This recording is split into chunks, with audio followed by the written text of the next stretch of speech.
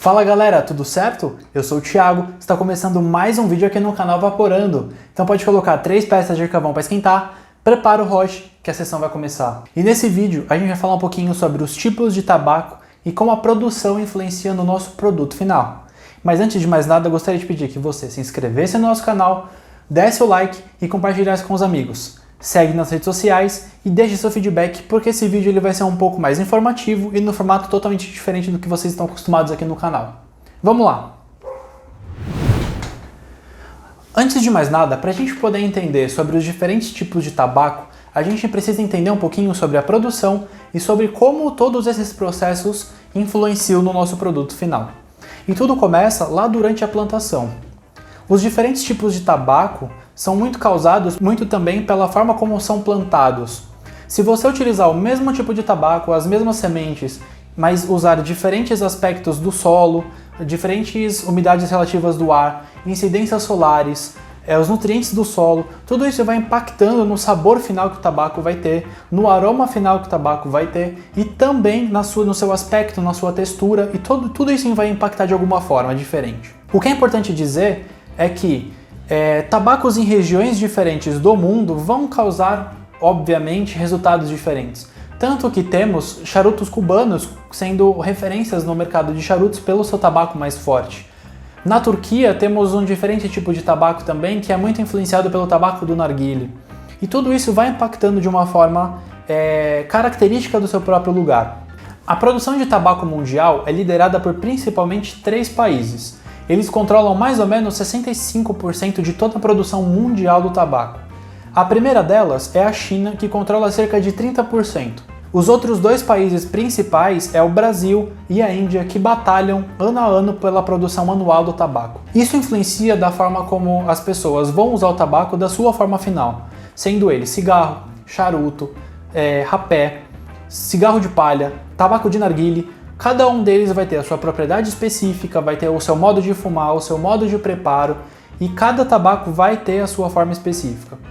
Além da plantação, existe um outro processo que é fundamental para se obter um bom tabaco de qualidade, que é a secagem. De acordo com os agrônomos que trabalham nessa área, cerca de 90% do tabaco, das folhas de tabaco, é somente água, e só 10% dele é de fato aproveitável. Então a secagem ela é fundamental não só pelo aspecto dos nutrientes, mas para se obter também um tabaco que tem um cheiro gostoso e um sabor mais apropriado para o fumo final. Cigarros, eles possuem uma manipulação química do tabaco, por isso eles podem ter um processo mais rápido, que vai perder certos nutrientes, porque depois ele vai ser manipulado para o seu produto final. Com isso, o tabaco para cigarro ele é secado em estufas que podem variar de 3 a 7 dias. E por essa rotatividade ser muito alta de secagem, você acaba obtendo produtos que têm uma menor qualidade, menos teor de nicotina e a coloração dele é mais puxada para o amarelo. Para tabacos de charuto, por exemplo, ou tabacos mais fortes para narguilé, você precisa de uma secagem um pouco mais demorada. Com isso, eles utilizam casas com ambientes controlados, com temperaturas controladas, onde ele pode ficar armazenado para secagem de 30 a 60 dias. E quanto mais tempo ele levar para perder essa água e de qual forma mais natural ele for perdendo essa água, ele vai obtendo essa coloração mais marrom que você tem em tabacos de narguilé, de charuto, por exemplo. Essa perda de água ela é fundamental não só pela perda da água em si, mas também pelos nutrientes. Quanto mais rápida e mais forçada for o processo de secagem, menor vai ser o teor de nicotina que você vai ter no tabaco, menor vai ser o teor dos nutrientes finais. Por isso que o cigarro é tão manipulado quimicamente, o sabor dele de tabaco é muito mais fraco porque ele tem que ter outros produtos e outros processos envolvidos. Enquanto que o charuto é apenas a folha de tabaco enrolada e com isso o sabor atabacado vai ser mais forte. Esse processo ele também pode ser influenciado de algumas formas. O tabaco pode ser defumado, ele pode ser feito em diferentes, com coisas mais cítricas, com coisas mais florais e toda essa defumação ela vai obter aspectos e sabores e odores diferentes que vão influenciar também no processo final. Existe um tabaco principal, que é o tabaco Burley, da qual a gente chama, pelo qual ele passa por um processo totalmente diferente dos que a gente comentou até agora. O processo de tabaco Burley, além dele ser secado de 30 a 60 dias ao ar livre, ele posteriormente passa por um processo onde ele fica armazenado em tonéis de barril de madeira, passando por uma fermentação, da forma como eles chamam, que ele acaba obtendo não só aquele aspecto mais amadeirado, mas também ele possui uma fermentação que acaba dando, além de ser um teor maior de nicotina, ele também vai produzir aquela sensação de buzz final quando você fumar o narguilé. Então todos esses processos vão acabar impactando pelo qual a essência que você está fumando, da forma como você está fumando, e com isso você, consequentemente, vai ter marcas que usam tabacos diferentes, essências diferentes, nicotinas e glicerinas, e tudo isso vai impactar no seu produto final. Bom, pessoal, para vocês entenderem um pouquinho sobre o que eu estava dizendo, eu separei 5 tabacos diferentes aqui para a gente poder fazer algumas comparações em todos esses contextos e como é na nossa experiência final. Temos aqui 3 tabacos que são considerados semi-premiums e 2 tabacos lá, aqui e aqui, que são considerados os tabacos mais premiums. O que isso impacta? O corte premium, ele retira a parte de baixo da folha e a parte superior também, que são as partes que menos recebem os nutrientes do caule, e com isso eles acabam tendo menor odor, menor sabor e tudo mais. Aqui, como o tabaco mais claro dos nossos 5, eu tenho um tabaco da Zomo, aqui eu tenho um tabaco da Nai, aqui eu tenho um tabaco da Volker, aqui em cima eu tenho um tabaco da Social Smoke, e aqui do nosso canto direito eu tenho um tabaco da Tangiers.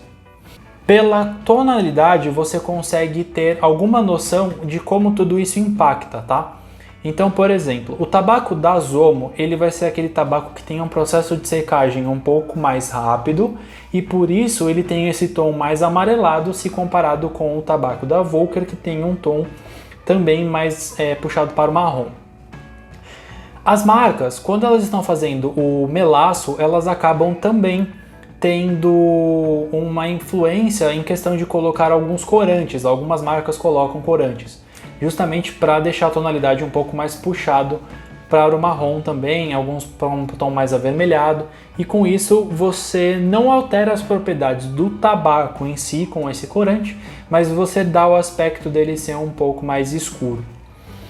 Como vocês podem ver, o tabaco da Zomo ele tem um corte de pequeno para médio corte, as folhas são bem picotadas, e aí você também consegue encontrar aqui, ó, vamos ver se ele consegue focar, alguns galhos como esse, por exemplo, que você vai encontrar na sua seção.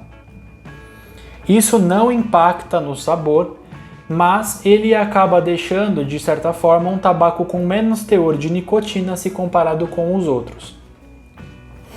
No tabaco da Nai, você pode também até ver aqui, ó, que ele tem um certo melaço aqui, mais residual, que não é um tabaco só oleoso. Ele também vai ter alguns cortes aqui de galhos que você pode encontrar durante a sua sessão, mas também não são tão frequentes quanto um tabaco da Zomo, por exemplo. O tabaco da Volker, ele é um pouco mais escuro, com grande teor de melaço. A Volker sempre tem essências bem molhadas e se você ver, também é possível encontrar alguns galhos.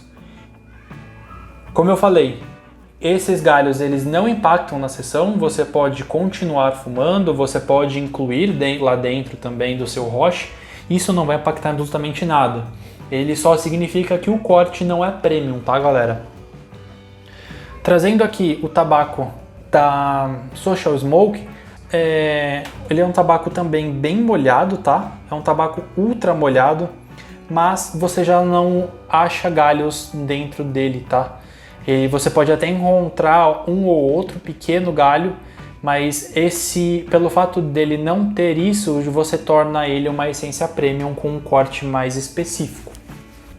E por último, a gente tem um tabaco Burley, que vai ser o tabaco da Tangiers, e ele tem um aspecto praticamente preto.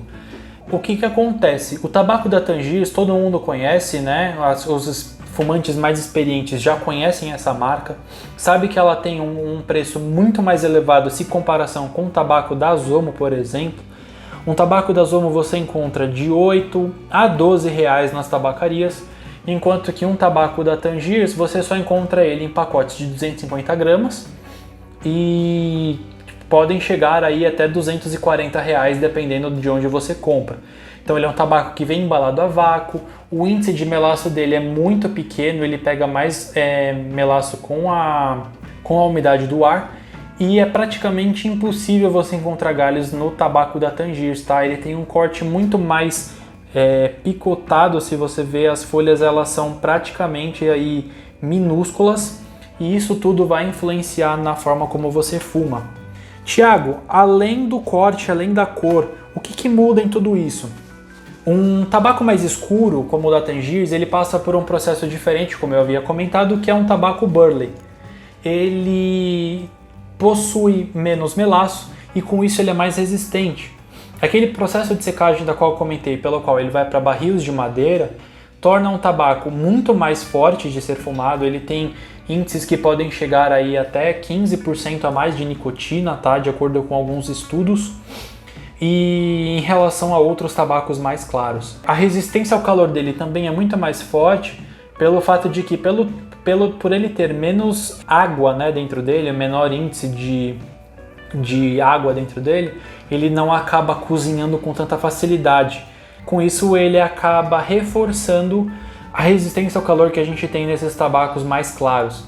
A Tangiers ela não precisa ter todo esse processo de melaço tão grande, porque ele por si só já é um tabaco um pouco mais resistente.